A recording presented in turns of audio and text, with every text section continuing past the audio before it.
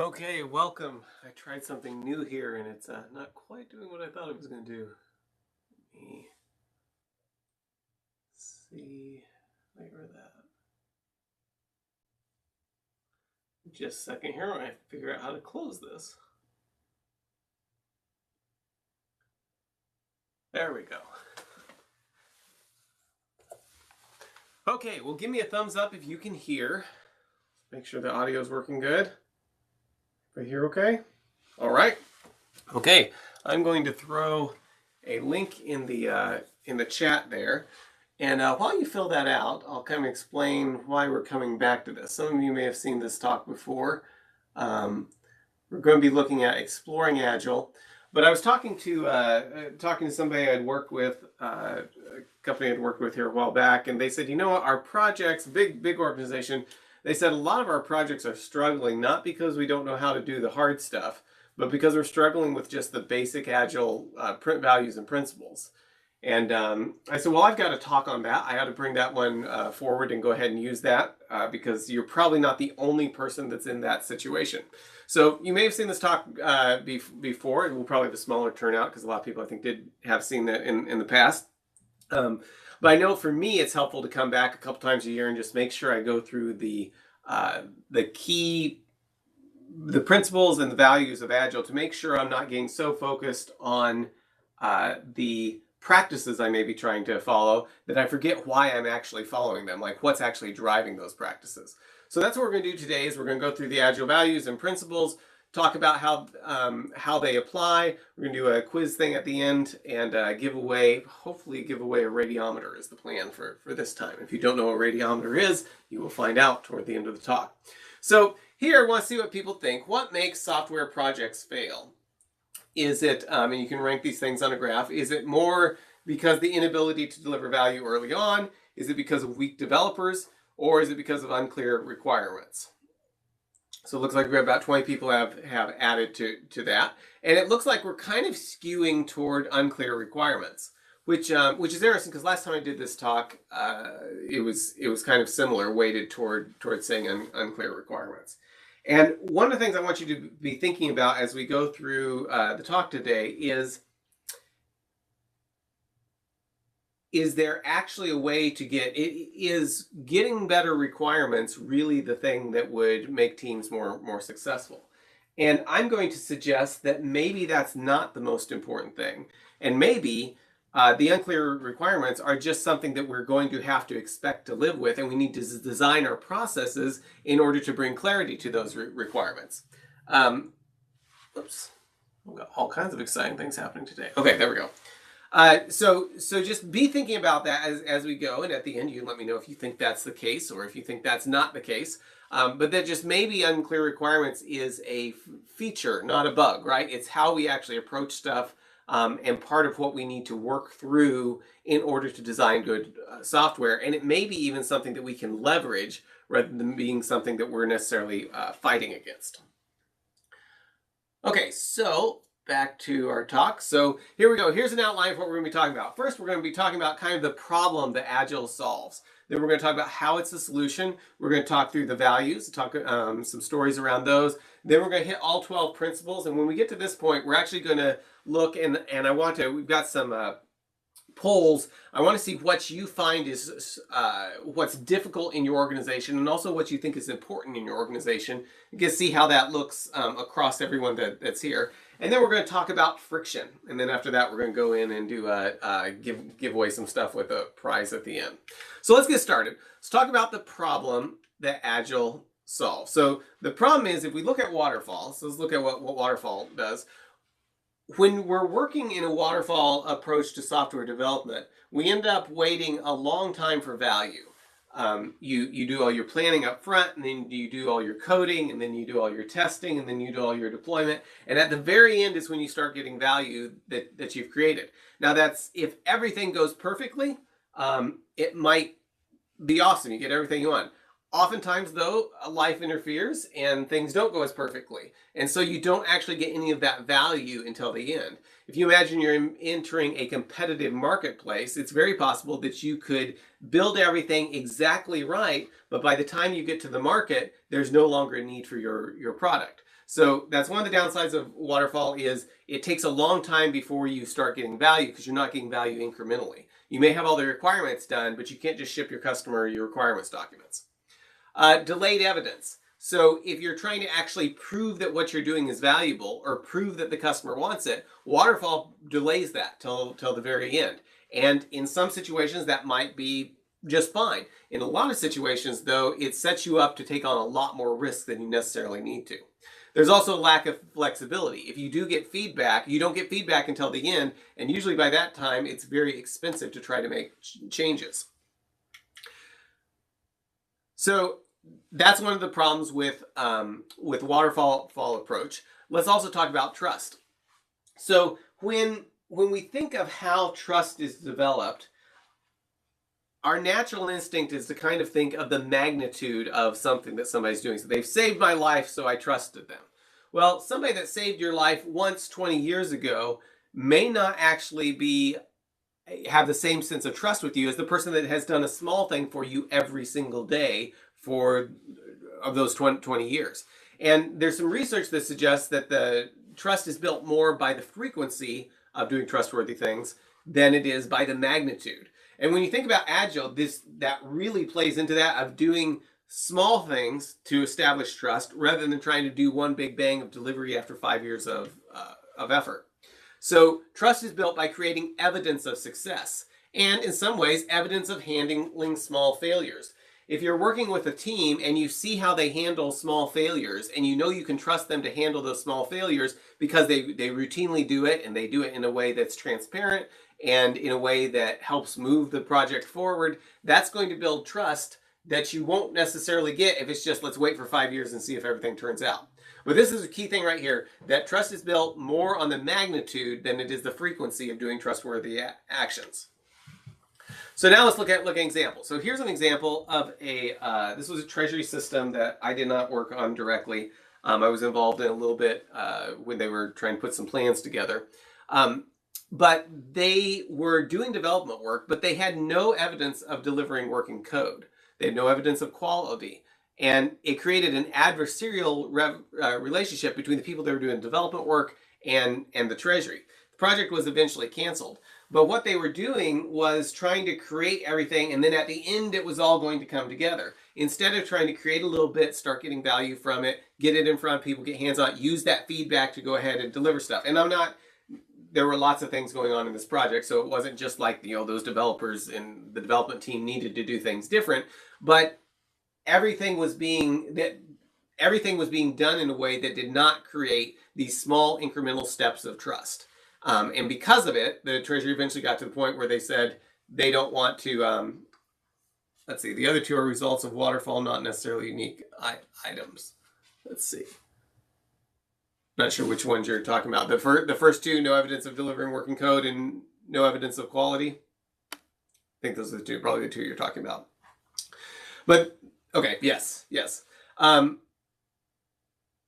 What I'm suggesting, though, is a lot of these things that are listed here, as we look at the Agile Principles and Values, the Agile Principles and Values should push you away from these types of problems. Now, that doesn't mean you can't have these problems. I've seen there's lots of people that call themselves Agile that are doing the opposite of what the Agile Principles and Agile Values say. But this is the situation on this particular project that spent huge amount of money on it, and then eventually, last time I heard, they were entering the litigation phase of the waterfall phase of software development.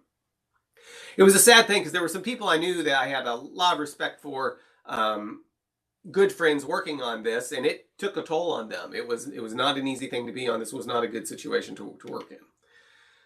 Okay, so there's kind of a little bit about the problem. Now let's zoom in. Let's take a look at some solutions. So that's kind of where a lot of projects are today, and we'll talk about what it would look like to get to what a better tomorrow would look like. So let's talk about trust. So how can we create trust early on? Well, we do that by doing trustworthy things. And Agile is really built around delivering working code iteratively in small chunks so we can develop that trust. And when I say developing trust with the customer and the stakeholders, it makes it sound like, oh, we don't trust each other, but it's also developing trust and confidence in ourselves, right? If we're delivering software, it's better for us to go and prove we can do it so we can take that information, adjust, get feedback, and continue to course correct it as we go on. So the way that we deliver trust early on is do trustworthy things in small increments on a regular basis and prove we can continue to keep up that pace. And the way that we do trustworthy things is deliver working code. If we try to establish trust by delivering lots and lots of requirements documents, we aren't actually doing things that we should be counting as progress. And we'll see that in the principles here in a little bit. So evidence. Iterative delivery is a mechanism for creating evidence that we're headed in the right direction. We're doing trustworthy things by delivering working code and doing it in an iterative fashion. That's how we create the evidence we need. Show me, don't tell me is one way of thinking about it. And deliver something before you deliver everything. If we're asking our customers to wait to get any evidence that we can be successful until we've delivered everything possible, we're not only setting ourselves up for failure, but we're setting them up for failure, because it means that they better have been really, really good at specifying exactly everything they need and not have any way of changing their mind, not stated anything incorrectly, and not been off in any way about what the market actually supported. So we're setting ourselves up for failure in delivering the software. We're setting them up for failure because they're not going to be able to give us feedback as they learn more about things. And this kind of comes back to what I was talking about earlier about the idea of requirements not being fully fleshed out. We may be better off just assuming they're not and trying to start getting evidence that we need to go ahead and dig deeper into what the requirements need to be. Okay, so an example. So this is an example of another treasury system. This one I actually did work on.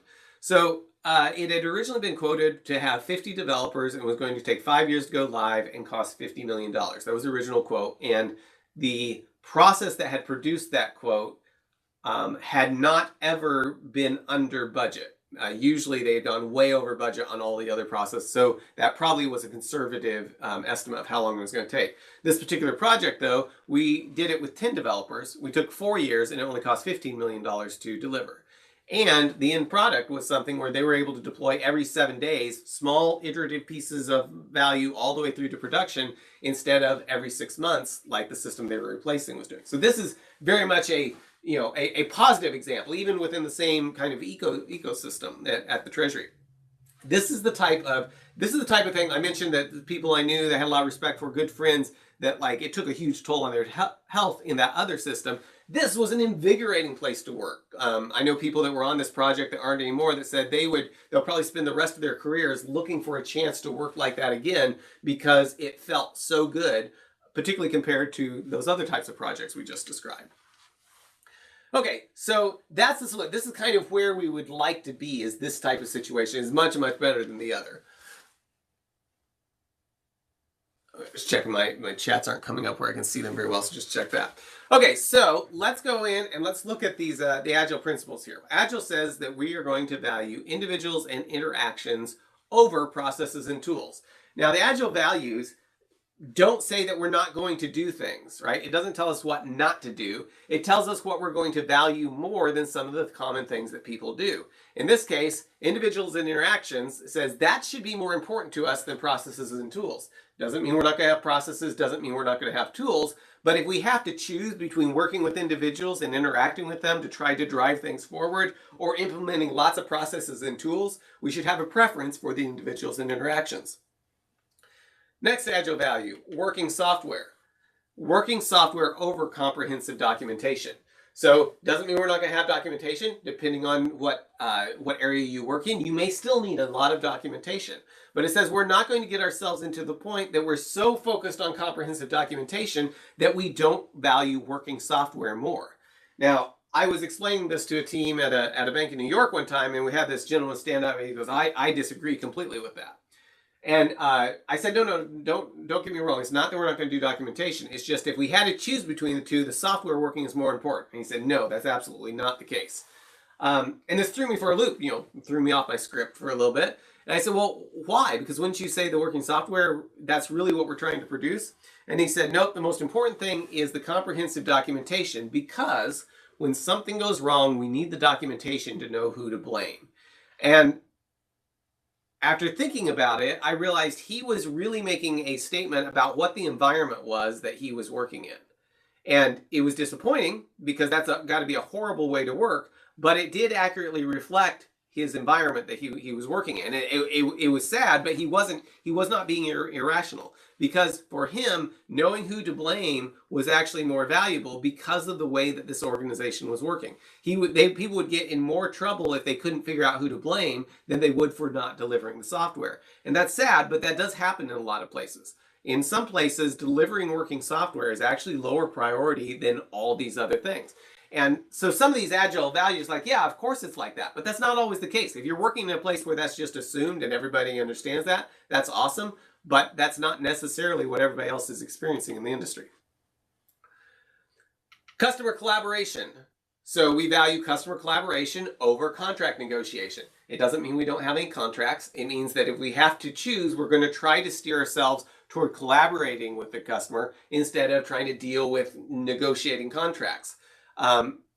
There's a very different approach between trying to collaborate and deliver stuff and being in situations where we're just focused on the contract. Now, this isn't necessarily a one-way thing. I've seen customers that are so focused on this that it makes it very difficult to collaborate with them. But if as a team, and when I say team, I mean everyone that's actually involved in delivering the software is focusing on how we're going to collaborate, you're going to get much better outcomes. And the final Agile principle is responding to change. Agile says that we should value responding to change over following a plan. I've worked on teams that were so focused on following a plan that even when it was very easy to see that the plan had them running off a cliff, everybody kept doing the exact same thing because they weren't set up to value responding to change. They were set up to value following a plan. So imagine that you're trying to enter a market, you're creating horses or buggy whips, and all the horses have been taken off the road and everyone's using vehicles now, but your plan is still to produce buggy whips because that's what your plan is. There actually was, I think my story's turned around, but there was someone who on his deathbed, he set up his will so his family would all their money would always be invested in, I think it was buggies, creating buggies. Yes, I like that quote. Plans are worthless, but planning is essential. This particular individual on his deathbed made his will so his family always had to invest all of their fortune in, I think it was buggy production, or it may have been street trolley cars. Whatever it was a really good investment at the time. But as things changed, that no longer was a good place to be invested, and it took them from being very, very wealthy to being a lot less wealthy because of not responding to change, but just stuck on following a plan. Here's an example I like. So here's somebody. So remember, we're talking about responding to change over following a plan. You get there, and there is remember this happened twice, right? There was a ladder in the way. And so the plan says to put a board right there. So they put the board right there, regardless of, even though they should be responding to change, that there's a ladder in the way. And then the person comes to do the roof and like, oh, now there's a ladder in the way and I can't move it because of the board. Well, I'm not going to respond to change. My plan was to put this on. I'll put the roof on just exactly like this. And this is kind of humorous, but man, we do stuff like this with software all the time where we're not responding to change. We're more focused on trying to follow a plan, whether it makes sense or not. And once again, going back to the idea of Agile being something that we're getting rapid feedback to respond, rapid feedback in order to be as efficient as delivering as possible, we should be embracing the change rather than fighting it. Okay, so there are the Agile values, and I'm going to jump over here. Let's see if I can go the right way. And what I'd like to see is what is the best... Oh, this was an older one. Okay, let's do this. And then we'll go to the one I was planning on doing. What's the best indicator of success on a software project? So I had the previous one about failure. What do you see as being the best indicator of success on a software project? Is it frequently deployed code that users are happy with? I just pasted the link there for you if anyone doesn't have it. Is it really, really good tests? Is it minimal meetings? Is it using Scrum? Or is it hammock-driven development? Hammock-driven development is where you sit in a hammock and you think really long and hard about the software you're going to write before you actually do it.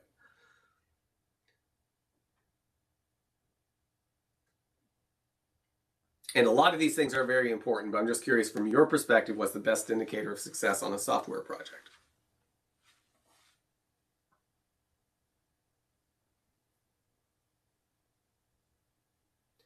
And the hammock-driven development I've got listed here a little bit as a joke, but I have been on projects that really are kind of focused on that, right? They're very focused on the idea of we need to sit and plan and think really, really hard about something before we ever try to do anything. Others that are very frequently deploying code, like, hey, the user needs this, we're going to deploy this. And if next week the user comes back and they've got a different idea that would require changing something, that's just fine, because overall, if we're delivering and getting stuff into their hands, they will give us better feedback. So even if we need to change something, we're going to be better able to meet their needs by getting something in their hands, finding out what they thought of it, and then adjusting as we go. I was working for, I remember I was meeting with some people this morning here in town. We're doing some software development for them. And the customer service representatives that use this software, we met with them and they gave us a list of 5 or 6 things that were fairly small, but things they said would make their lives a lot easier. So we've got those things fixed and deployed, and they're showing it to them now. And one of the big things I was telling the management there was, find out if this actually helped them, because just because they thought it would help, once they get their hands on it, they may know a way to make it 100 times better, or they may find that it's actually not as helpful as they thought it would be, and we should roll it back. And that's all that's just fine. That's good to have those conversations, because if we're able to actually get the feedback as we're going, we'll end up with something that's much more customized for what they need than if we're like, well, this is what you asked for, this is what you get.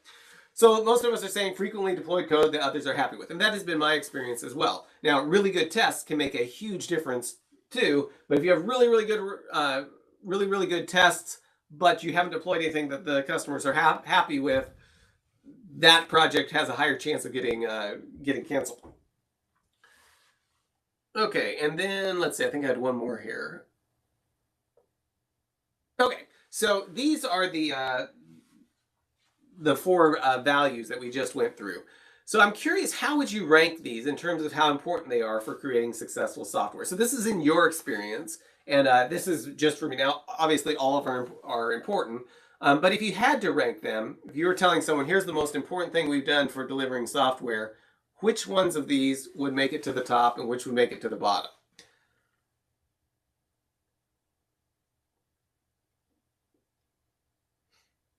And there's no right answer here. This is just in your experience, and all of our experiences may be a little bit different, and that's just fine.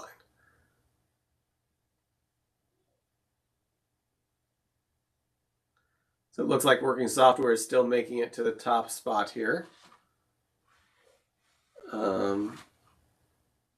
Responding to changes at the bottom. And I guess what's interesting about this is some of these things may actually imply others.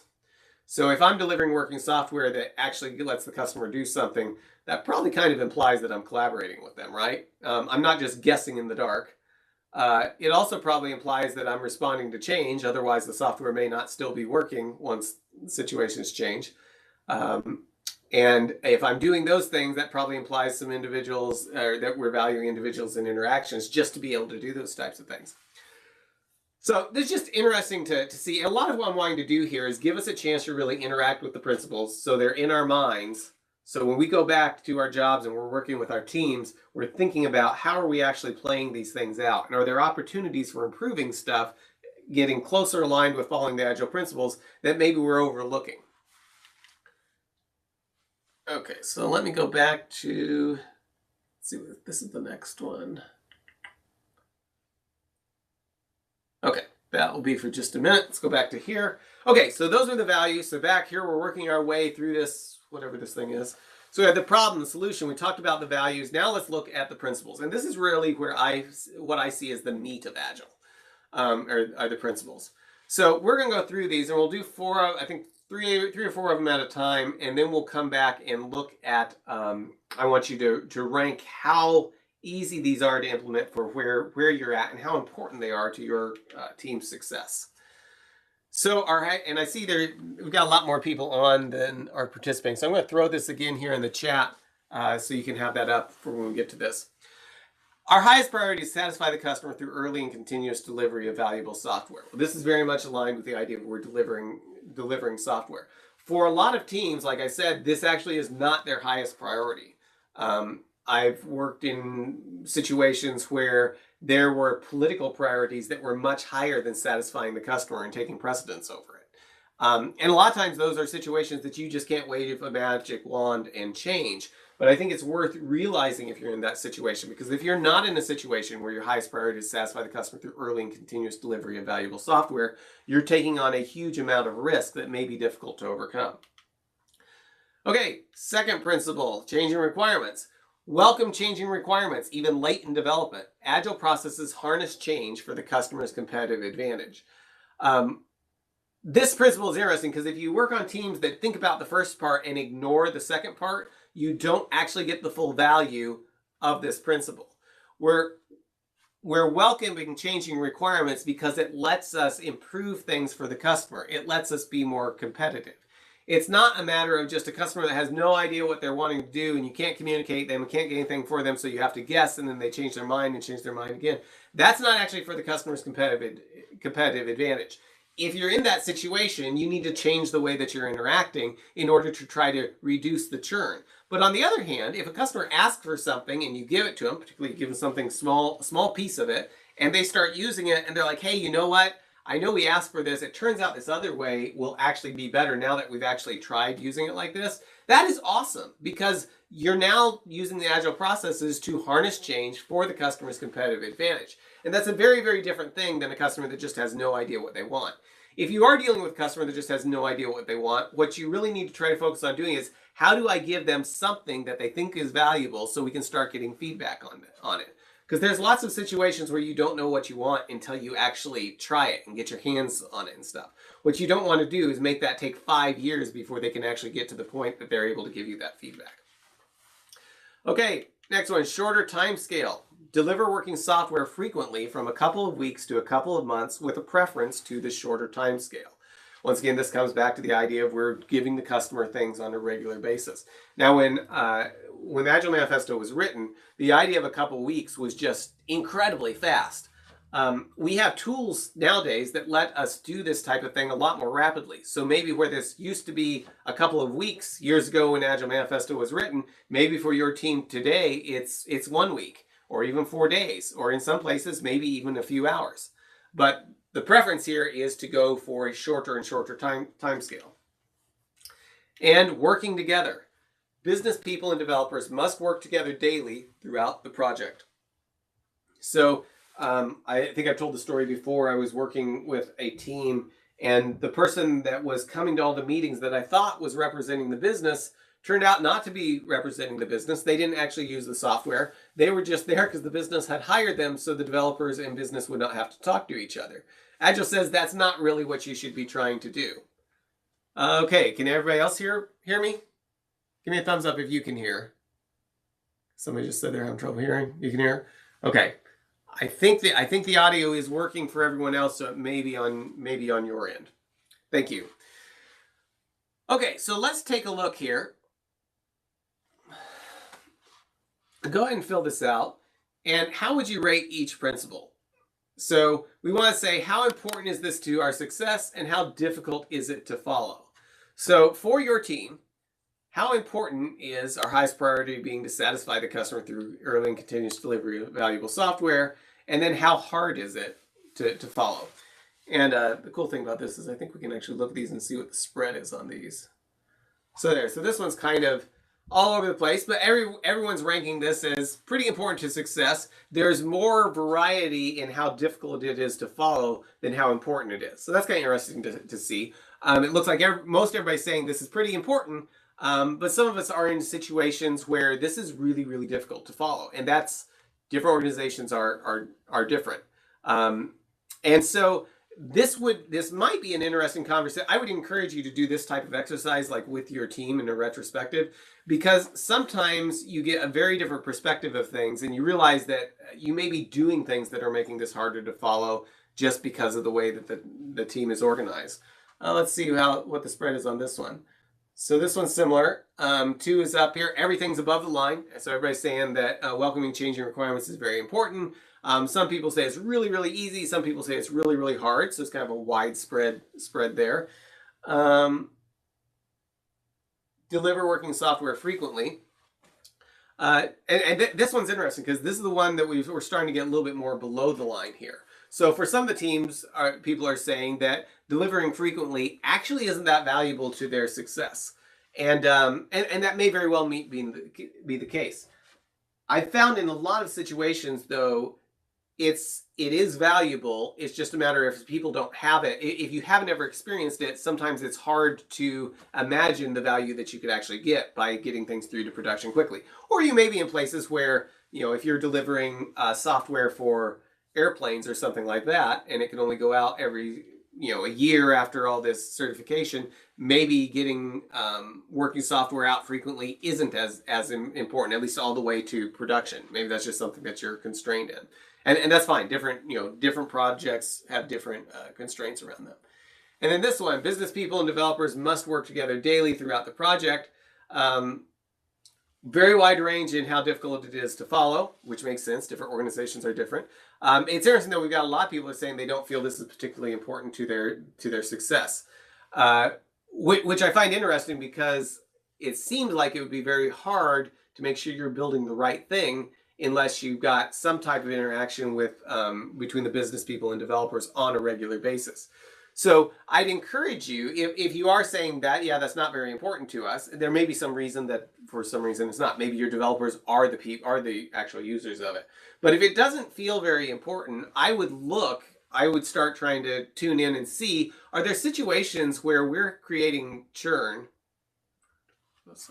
Are there places where we're creating churn and maybe taking a lot longer or having miscommunications or creating slower feedback loops that could be solved if we had business and developers somehow interacting more? And there may be some opportunities for that. Okay, so now back, let's go through the rest here. Okay, next principle, build projects around motivated individuals. Give them the environment and support they need and trust them to get the job done. I illustrated this here with renting my kids an excavator when I asked them to dig a hole, and it turned out it was through rock and clay and going to be really hard to do by hand. I was showing them last night. Let's see. Somebody's want to know the results. I'm not sure how useful it would be, but if you email me, I can send you screenshots of them. So reply to something I've sent you and send me an email, and I'll try to make sure I get that to you if you remind me. Build projects around motivated individuals. Give them the environment and support they need and trust them to get the job done. Just out of curiosity, if this describes your team, give this a thumbs up, and if not, give it a thumbs down. Like, do you feel like this is how you are empowered in where you're working? Or if you don't, do a thumbs down. Or if you prefer to remain anonymous, that's fine too.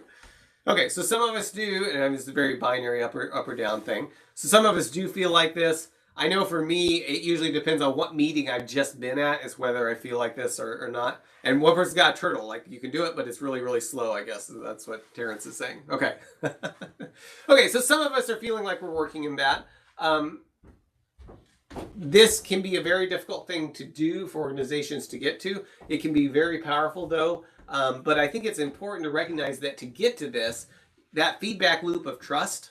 So if you feel you can't create this, because this is other people's responsibilities, the thing you can look at doing are there ways that I can establish more trust in the way that I'm delivering that maybe will help the people that need to do this be more likely or more comfortable giving more responsibility and support to me as an individual.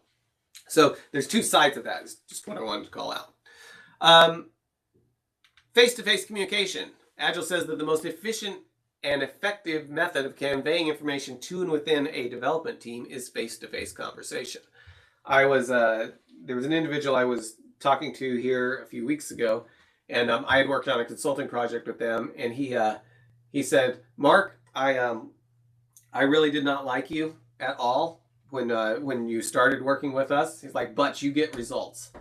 And we did a lot of very close collaboration, and he didn't really like the idea of it at first. But after working that way for a long period of time, he said it's ruined him now because he likes collaborating with people and getting a small group of really good developers and just getting hands-on in the same type of virtual room and just working through stuff because he felt how good it feels to actually deliver like that. He's back on a project now where he's working more solo, and It's not nearly as much fun, not nearly as productive, and he just doesn't feel as good. So the most efficient and effective method of conveying information to and within a development team is face-to-face conversation. And one thing I'll point out about this is there's some information, not all information has the same value in how we communicate it.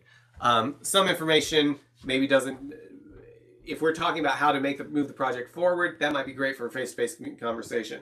If we're talking about, here's the holiday schedule for the rest of the year, that might be great as an email. But there's some things that are very, very valuable with that. Okay, working software. Working software is a primary measure of progress. I realize I'm getting a little bit behind, so I'm going to pick up the pace a little bit here to make sure we get through everything. And agile processes promote sustainable development. Sponsors and developers and users should be able to maintain a constant pace indefinitely.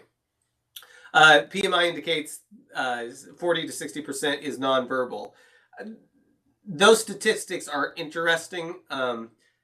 And they came from specific situations where they're testing stuff. They're really fascinating. It is a huge amount. It depends a lot on the situation. Trying to remember who, I would forget the last guy's name on that. But yeah, those are very interesting.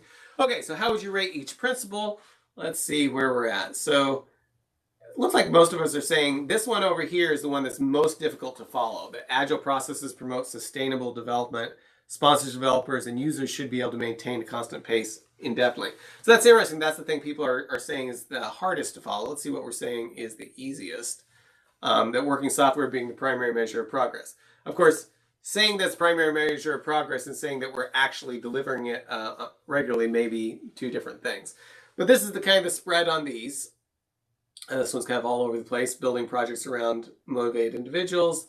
And down here, the thing that people are saying the least important, at least with this group, is the most efficient and effective method of conveying information to and within a development team is face-to-face conversation. So that's what we're at with our team here, the people here. So I'm going to move to the next thing here, and we're going to hit the rest of these real fast. Okay, technical excellence. Continuous attention to technical excellence and good design enhances agility. So if we pay attention to technical excellence, it will make us more agile. Now, keep in mind, a lot of these things are constrained by others, or at least informed by others. If I give all my attention to technical excellence and never deliver working software, I'm not actually following Agile. I'm doing something else. If I give all my attention to continuous attention to technical excellence and I'm not able to quickly respond to change, I'm not actually following Agile. And sometimes you'll see people start using a particular principle and stop looking at how they all fit together to bring balance to the force, if you will. Simplicity, the art of maximizing the amount of work not done, is essential.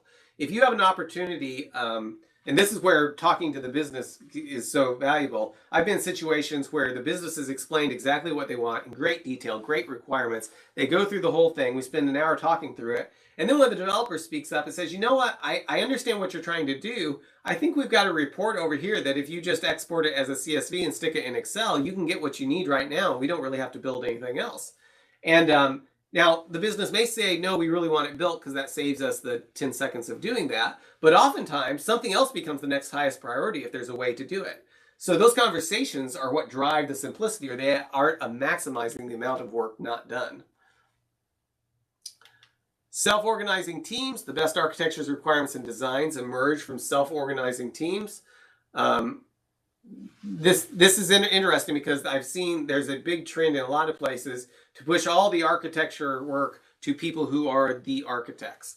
I've seen a lot of situations where in an attempt to do that, we remove the people that are using the architecture from the people who are forcing them to use a particular architecture. The problem with that is you can lose the feedback, right? And there are some people that are very skilled at creating architecture, but if those people aren't actually using what they design and living it out and self-organizing around how the team actually delivers stuff, you can get a situation where you've got an awesome looking architecture that is completely and wholly unfit for the purpose of what the developers are trying to deliver with it. Reflect at regular intervals. The team reflects on how to become more effective, then tunes and adjusts its behavior accordingly. This is what we usually have for a retrospective. Retrospective is usually what we're trying to do here. There's lots of other ways to do it. The point is that you need to be talking about how you can actually improve. Okay, and let's go here. So let's see what we've got, the spread on these. And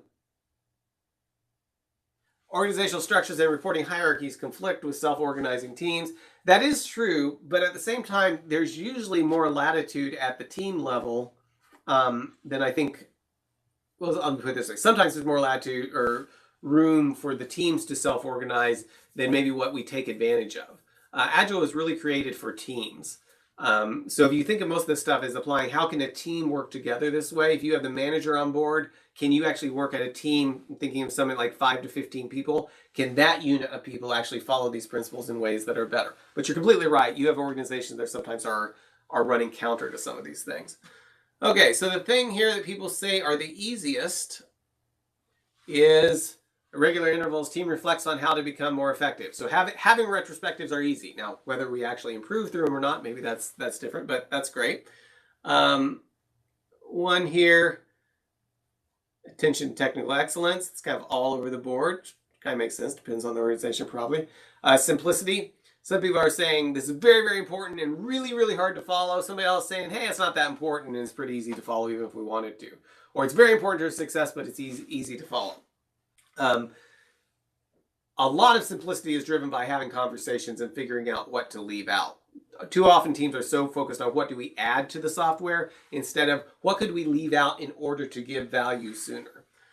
And I just want to see the spread on this one. Best architectures. And we'll come over here. Okay, that one we already looked at. I think one was the one I haven't seen here. Okay, so these are interesting. I think whoever asked for the screenshots of these, email me. I will send them to you if you want them. But these are kind of point in time with just the people that happen to be here, what they happen to feel was important. I don't know how useful they'd be to you, but I'm happy to send them if they are. Okay, so there's the principles. Now let's talk about friction. So this is a radiometer. And that's a fancy one. I've got one here that's not nearly as fancy. And if I had old lights in here that weren't LEDs that put off a lot more radiation, you would see that in the lights this would start to spin. If I take it outside, you can see this spin. You used to run into these at Home Depot when they were showing how different glass blocks radiation or how different lights are more efficient. So inside of here is these panes that are sitting. Actually, I could probably give you a better view of it if I just come up here like that. There we go. Oops, not quite. Okay, so it's sitting right on that, and it spins in the light. Looks kind of like a light bulb. When I was a kid, I ran across one of these at my great-grandparents' house in Solomon, Kansas, and he had one sitting there. He was a farmer, but also like what early work on wiring up people's houses for electricity and fixing radios and looking at all the books we ended up after he died. Very eclectic interest. Probably would have loved to be a scientist instead of a farmer. Anyway, he had one of these in his windows. And I remember asking my mom when I was probably 3 or 4 years old, how does it work? And she explained that they pumped all the air out of it, so it's a vacuum. And when the light beams hit it, it makes it spin in the sunlight. So as an adult, he had passed away and his son had passed away. And when they were going through all this stuff, I said, hey, if you happen to run across the radiometer, I have memories of that and I'd love to have it if no one else wants it. It had probably broken somewhere, so we never did find it. But I found I can, now that I had disposable income, I could actually purchase these. So I bought one of these and I got to reading about it. And it turns out that these actually, if you pump all the air out of them, the explanation my mom gave me was correct based on what people thought at the time. But when you pump all the air out of it, that's not actually what happens. If you get rid of all the air, it doesn't work. It doesn't spin at all. And so what happens is you actually have to have the air. The thing that causes the friction is actually what makes it spin. If you remove it, it doesn't work anymore. And I thought this was a great example of, for me, what Agile kind of represents. That your goal is not to use these principles in order to remove all the friction. So you don't ever have to think about something and everything just goes completely smoothly. Your goal is to get rid of enough friction that the friction that you keep in place lets you make better decisions. And so all these principles are going to tug and pull at each other in different ways. They're going to tug and pull on your organization in different ways. Then some of those are going to be very, very challenging and sometimes difficult. But I keep this on my desk because it reminds me when I'm working with clients and we're starting to do things that are just plain hard, because we're trying to decide how to balance different things, and there's all these different needs and different opinions and stuff, that process is actually what makes Agile work. So this is a radiometer, and I am going to, our prize today is we're going to give one of these away, and I will ship it to you packed very carefully to make sure it doesn't break, whoever wins the upcoming quiz. So there's our outline right there. And let's jump over now and go back to Mentimeter, and we will see who gets to win the radiometer. Okay, first, rate the presentation, please. So I'm going to give you just a few seconds. This also makes sure that everybody's in so they can compete for the radiometer. It won't show up on here, but just talk was worth your time to attend. Would you recommend this talk to other? And you learned things that would have you succeed with your jobs. Yes, cars wouldn't move without friction. Yes, if you got rid of all the friction, cars would be very, not very exciting at all. Or not very useful, maybe. Okay, so we got 26 people. Let's get a few more people on that. I'm going to post my, please do fill this out. It's very helpful to me. And I don't think I've got set up where this didn't let me add comments. If you think of anything that would improve this talk, please do shoot it to me as an email. I would really, really appreciate it. And as always, if any of these talks we do are something like, hey, our company would really benefit from having some of this training in-house, please let me know. I'd love to do those for you. Okay, got a few more people. I'm going to give you 5 more seconds to drag those sliders where they need to go. And leave the window up because this is where we're going to do the competition for the radiometer. So 5 more seconds. 5, 4, 3, 2, 1. Get one more in. Okay, yes, there we go. All right. Thank you, everybody. Okay, next. Okay, question of one of 8. So again, remember we are competing for a radiometer, a scientific instrument that shows the radiation from sunlight. I should have gotten my little laser because that'll work. Although the laser's green, so you might not have been able to see it, but it will make it spin. My higher powered laser will make it spin. The lower powered one doesn't. Yay with the nice faces. Okay. Oh, and hang on. While you're joining this, I do see somebody added a question here. Let me check. Actually, I will check the question at the end and see what people had to say because I might mess this up. So we'll get through these. So go and join. Got 45 players. Anyone else want to participate? See what time it is. Yeah, I think we've got just enough time. 46 players. Okay. You can join just a little bit late too, and it'll still let you. But we'll go 3, 2, 1. Let's go. Okay. Oh, that just completely skips the question. That was interesting. Oh, I see what I did wrong. Hang on. Got to press enter. Okay, join again. Sorry about that. You pushed the wrong button. I haven't used Mentimeter for a while, and so I need to do enter instead. Okay, I think we got everybody on there. Okay, I think it will throw you, if you join just a little bit late, I think it'll throw you in there. Okay, let's do enter. Okay, answer fast to get more points. When following Agile, you should expect, what should you expect when following Agile? You should expect no friction. Everything will be easy. Friction to be used to improve decisions. No one ever disagree or no tension between the principles. What should you expect? Yes, friction should be used to improve the decisions. We're going to have friction. We want to leverage it, not eliminate it. So very good. Okay, question 2 of 8. I got rid of the leaderboard on the first few of these so we can fit more things in. Answer fast to get more points. Here we go. Which is not a problem with waterfall? So we're going to list some problems with waterfall. Which one of these is not a problem with waterfall? Is it you have to wait to get value? Is it that it has more letters than Agile? Or is it that it delays evidence of progress? Which of these is not a problem with Agile? And yes, the fact it has more letters than Agile is not a problem with waterfall. The fact you have to wait to get value from it and that it delays evidence of progress, those are problems with Agile. Question 3 of 8. Answer fast to get more points. How do you build trust? How do you build trust?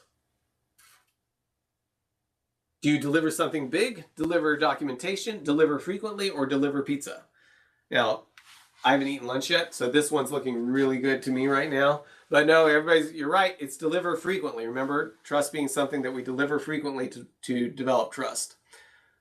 I like the pizza idea too, but that's not what we talked about. So answer fast to get more. Although pizza may help, but maybe that's the best answer is deliver software frequently. But what should we value more? Following a plan, comprehensive documentation, responding to change, or negotiating with customers?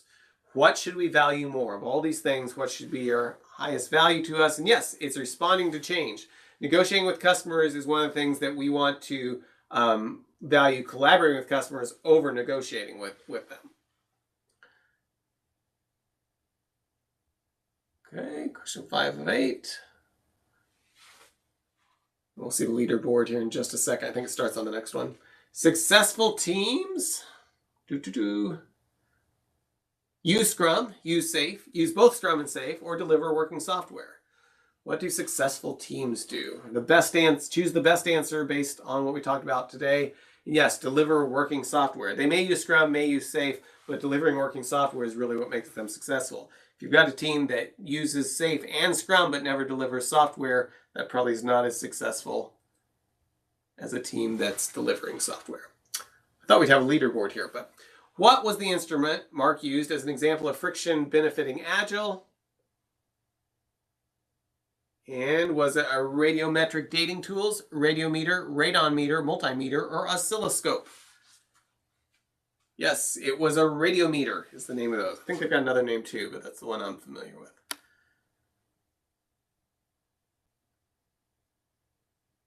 Okay, and so now we've got the leaderboard showing where everybody's at. Richard's the fastest. We've got a few more questions to go, so they're pretty close. You guys are pretty tight in the answers here, so let's see. 2 questions left. Question 7 of 8. See if you knock Richard off his top spot. Answer fast to get more points. How does Agile say we should primarily measure progress? Should we measure it through story points, through weighted shortest job first, through return on investment, or through working code? How does Agile say we should primarily measure progress? Working code, yes, that is the primary measure of progress in Agile is working code. We may use story points to help us organize the code. We definitely want to be concerned about return on investment, but Agile says that working code should be the primary measure of progress. Okay, we've got 1 question left. Looks like Richard may have retained his top spot.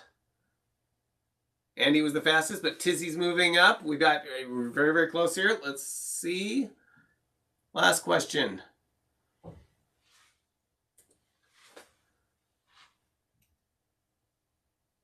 According to this talk, trust is built more by blank than by blank. According to this talk, trust is built more by magnitude than frequency, management than developers, words than actions, frequency than magnitude, or developers than management.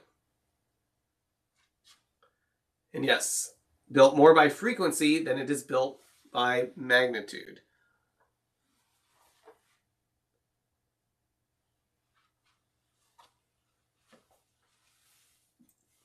And let's see.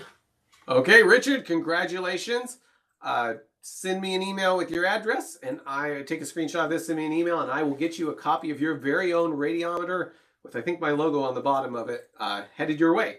So, yes, that'll be fun. Thank you all for participating, and we'll have to see, maybe we should do more of this. And I see pizza in the chat, which is making me hungry. Let me check out the, actually, I will stop streaming right here, and then I'm going to hang around and see if there's any questions that people had to answer.